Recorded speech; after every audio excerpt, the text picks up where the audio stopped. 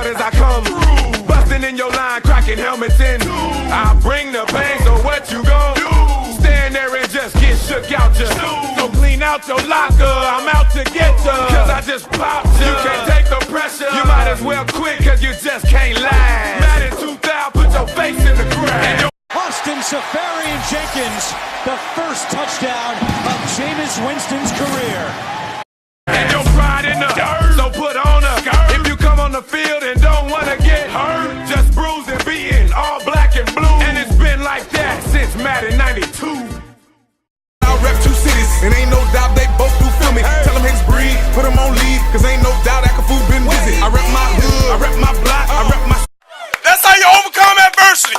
I told you, the team that wanted the most was gonna pull that game off. Defense, you kick that. You kick that. Offense, we kept fighting, baby. We kept fighting, and we keep doing that. And we keep doing that. And we give all we got. If we have each other back, we gonna go 7-0 on these. Let's go. Let's go. What's up, everybody? Welcome back to the show, Buccaneer Blake Sports. It's your host, Buccaneer Blake. Bucks play Dallas at home, get the win 10-6, a game which I didn't think would really go that way. Dallas with that nice offensive line, us with a pass rush that's struggling. With players out, I didn't think it would end up like that. So, I mean, a win is a win, and we're third place in the division, in the playoff hunt. I think most fans thought our season, wouldn't turn out as great. I mean, we had plenty of opportunities to have a better record at this point, at least 6-3 at most.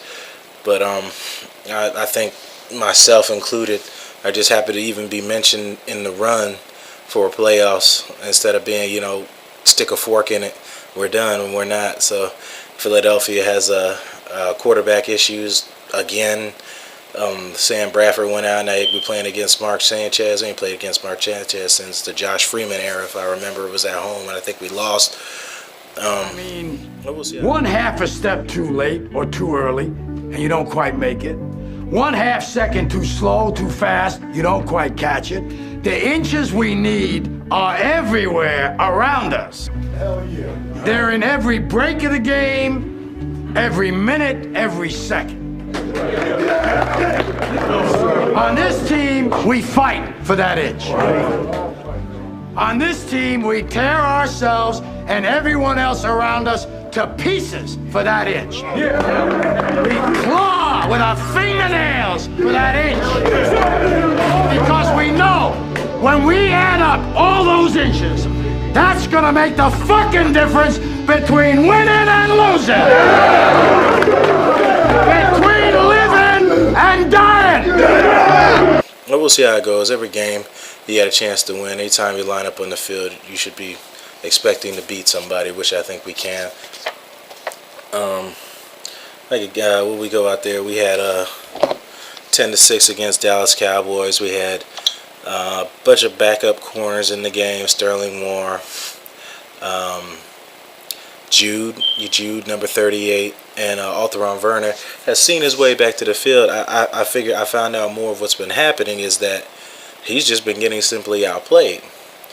And that's why they've been, him and Banks been getting outplayed. So that's why Jude and Sterling Moore have been getting played. And Sterling Moore played against Odell Beckham last week, fared really well against him, and played against Dez Bryant for 4 or 5 catches for 45 yards.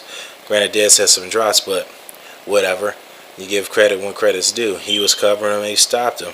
Odell Beckham made that big catch last week on that 3rd down. Sterling Moore was in perfect coverage.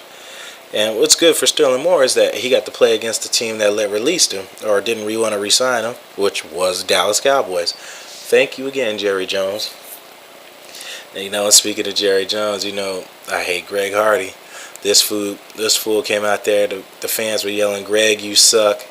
And he was out there dancing, doing a shuffle, and the fans really got livid then.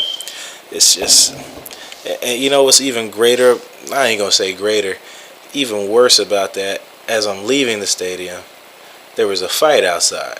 And it wasn't the normal 2 guys fighting each other. It was a woman and a guy. And the woman had a bloody face from a guy punched her in the face. Go figure. We're playing Dallas, and a woman gets punched in the face.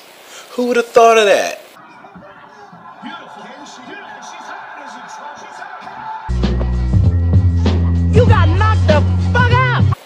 me. Not I. Not the three blind mice would have seen that coming. But like I said, we're third place in the division, 4-5, considered in the wild card hunt. Like I said, I'm just happy to be there, and being a fan, you just want to be mentioned. You just want to be mentioned in that category, and I'm just happy to be there. But like I said, we just keep winning and find ways to win and keep fighting. I mean, that's all I can really ask for from this team. Quan Alexander missed another interception, probably a pick six, which would have helped solidify Defensive Rookie of the Year, or better than that. But Winston went in this game. He went 22 for 39. Yeah, we threw 39 pass attempts. 22 for 39, 264 yards, and 2 INTs. The one INT is not his fault. It went through Cameron Brate's hands. It was thrown on time as a curl route. He got both hands on it. It's just he couldn't clamp on it down fast enough, and the safety got a pick. And there was another play when we were in the red zone. We audibled. I saw what he was doing. He saw the corner was blitzing, and he wanted him to curl where he left from. But instead, Adam Humphries dragged inside, and that's why the ball was still behind. Winston was expecting him to sit down in that hole there, and that's why the ball sailed. It got tipped and got picked again, which I thought the game was doomed. But fortunately, that's where that drop Des Bryant pass came in, and we got the ball back and went down the field. Running game wasn't too crazy. Was kind of held, in check, but Winston managed the team and made some plays with his legs. Doug Martin had 18 carries for 63 yards. Jameis had 3 rushes for 3 yards, and one was that fumble on the goal line, but then he bootlegged and scored it anyways. Sometimes the receivers ain't gonna catch the passes, you gotta do them yourself. And what about that catch from Adam Humphries on third down? I mean, like, wow. I called this. I told you, go look at my older videos if you don't believe me. Oh, Blake, you full of shit. No. I said this one a while ago. Check the preseason videos. I said Adam Humphries would come through eventually for this team. And look who's delivering. Who else I said? Charles Sims. Look who's delivering. Bitch, you guessed it. You was right. I mean, sometimes I know what I'm talking about for the most part. I wish that was in all cases and everything, but what would be life if I knew everything? I would never learn anything. I would never be admitting I'm wrong and actually learning something instead of knowing I'm wrong and then still thinking I'm right when I know I'm wrong. I've got no problem admitting that. That's the only way you learn. I'm trying not to use the word. I'm not trying not to say anymore either. I'm going to start doing long pauses. See, I did it again. We played third string quarters. 2 weeks in a row against the Giants. We only gave up 20 points against the Giants. We gave up no touchdowns this week to the Dallas Cowboys. We only gave up 6 points.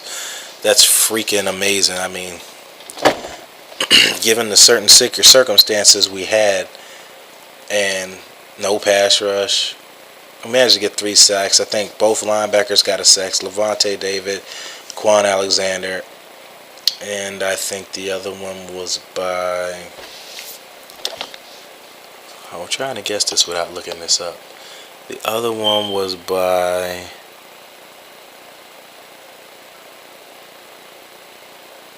William Golston. Hustle man, universal man, playing D-tackle, DN. William Golston got one. Granted, for once he's not doing penalties, he's making sacks. So that's good. I mean, good for him. I'm not sure how many he has. It's not a lot. He's more of a run pressure. He's a bigger guy. Could play DN and D-tackle. Oh, before I start rambling on, I want to say here's my times for my commitment to the team for the point score. We got 6 points this week. Thank you, Buccaneers. That's only 3 minutes I got to run. I got 15 or 16 minutes for last week against the Giants. I have that. I'll post that for you now. And that should be up there. Greg Hardy, like I said, this is a guy who's an animal. He doesn't care.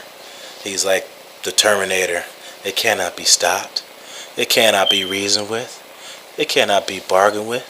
It shows no pity or remorse or fear. and it absolutely will not stop until you are dead. And understand that Terminator is out there. It can't be bargained with. It can't be reasoned with. It doesn't feel pity or remorse or fear. And it absolutely will not stop. Ever. Until you are dead. And it's just ignorance in this world, and just people just don't care the things that they do to other people. I mean, we've all had our experiences doing that. Maybe it's not beating somebody up. Maybe it's hurting somebody's feelings, or doing something and not thinking about the consequences of what you've done, or simply not knowing better.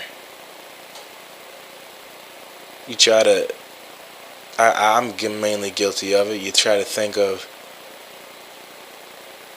people not all the same, people not always to categorize, and I have a problem dealing with that, and thinking everybody's not all the same, everybody's self-oriented, or everybody thinks about themselves or what best fits you, and you pretend to care about things when I know you don't.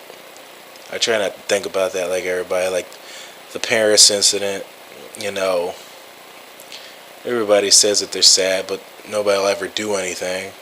They'll just say that they're sad and take 2 seconds to put something up on Facebook about it, but never actually do something that's going to mean something. And I've tried to do stuff like that with myself, with helping with military projects, doing with wounded warriors, or going to the VA, or doing something, actually doing something, instead of saying, you know, just talking about it or saying you support it without actually put forth any effort. It just seems like a lot of people do that. But there I am rambling about.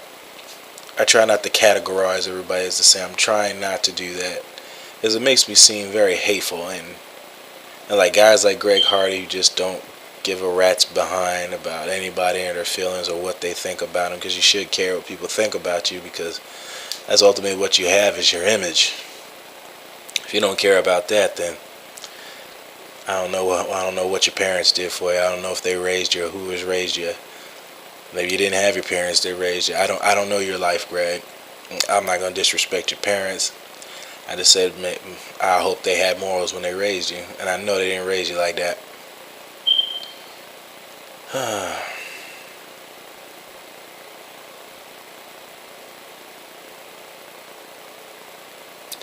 Sorry, I had to pause for a second. Just kind of bothered me seeing him sit there and then dance while people were booing him and telling him he sucks. And he just doesn't care. It's like letting a rapist back out from jail and knowing he's not rehabilitated. He's just going to go right back out there and do the same thing again to somebody else. Maybe kill him. Maybe the time he spent in jail was to help work on not getting caught instead of seeking help.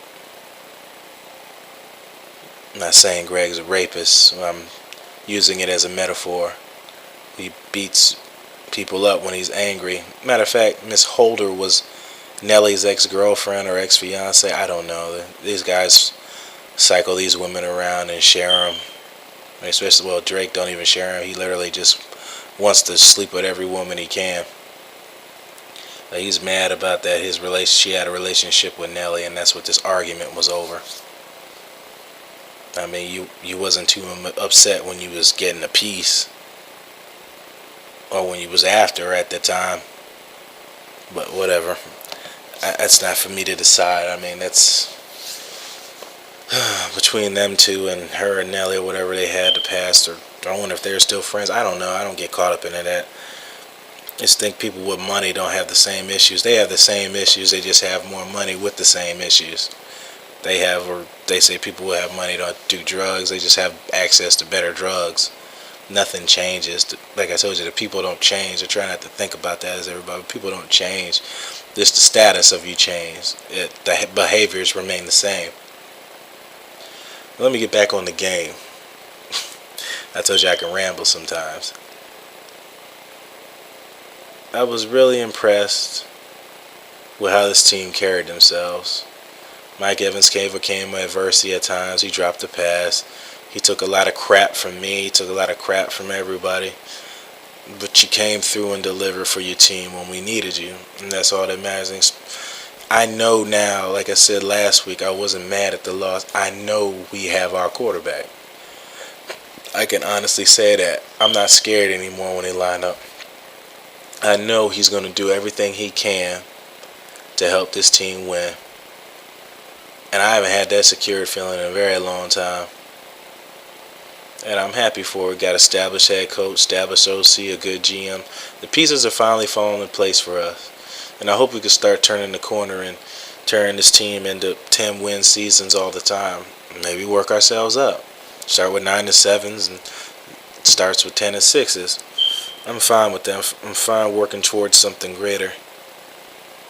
And that's in all things in life, not just football. But I'm happy to see that's happening, because now you formulated a plan that's working. And I hope the young corners keep playing the way they play. Bradley McDougall, he likes to get interceptions in the end zone for some reason. But Chris Conte kind of got over there late. There shouldn't have been Dez Bryant one-on-one with a safety in the end zone. I think anybody takes that chance. If that was Calvin Johnson, that possibly might have been caught. But Dez Bryant's just as dangerous. But Chris Conte, you got to wake up back there, buddy. They're going for the end zone. He ain't going for nothing short. I told you I wasn't going to say but I'm not going to. Well, it wasn't a whole lot. I told you it's not a whole lot to say when you win a game. But there's a whole lot to say when you lose. And it's crazy about that. But I think this team's got a lot of resilience in them. And I'm really happy to see the direction that this team is going. I'm sorry I'm not too animated with you guys. I promise you, from the next broadcast on, I'm going to try to be more animated. But y'all know me. I'm a smooth criminal. I'm a smooth talker. I'm not all fiery up. Maybe I should come out and face paint and stuff, war paint and stuff. Play a little videos for you. You know. Or do a little dance for you. You know what you want, a little dance? Hit it. Turn down for what? We be clubbing. Turn down for what? Turn down for what? Get your club on. Oh, there you go. Turn down That's for what we what? do right there. Shimmy shake. But I'll take that for the victory. Let me get out of here, guys. It's 3:40 in the morning, past my record time of 2-something. And let me end it how I always do. You're the master of everything you do in your life. What you do with it is up to you. Y'all be safe and have a good night. Oh, I know you like that locker room speech at the beginning. You like that? You like that? Go Bucks.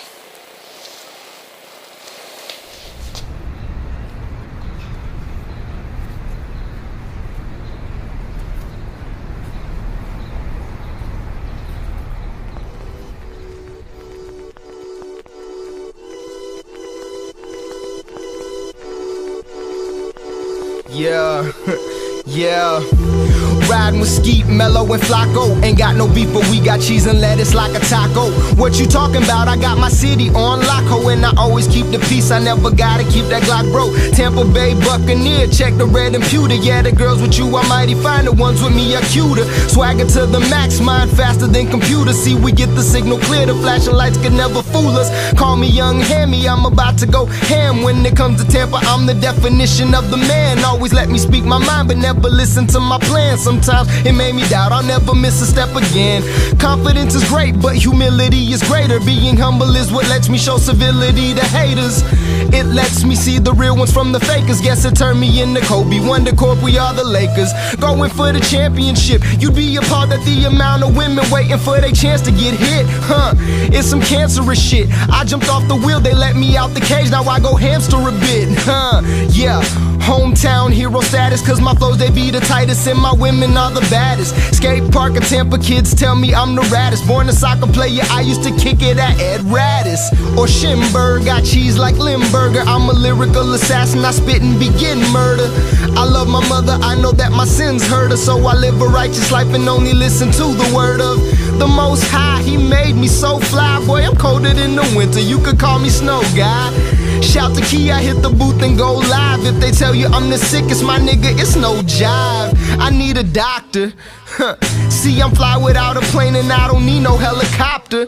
I'm not an actor. When it comes to my success, speaking the truth's the biggest factor. You're just a poser. Yeah, you're just a relief pitcher. I'm the closer. I am Tampa.